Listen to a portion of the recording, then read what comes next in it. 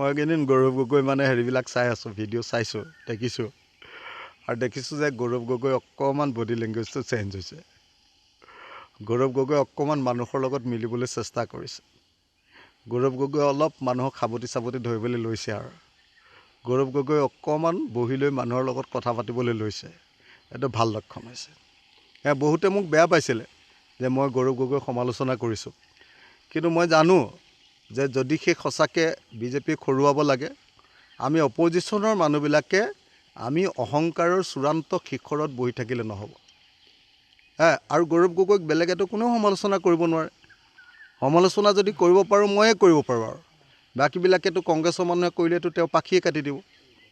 আৰু মইতো সমালোচনা কৰিলেতো মোকতো একোৱেই কৰিব নোৱাৰে। আৰু মোকতো জানেই আৰু মানুহে, এইটোৱে যি মন যায় তাকে কৈ দিব বুলি। গতিকে মই কৈ দিওঁ।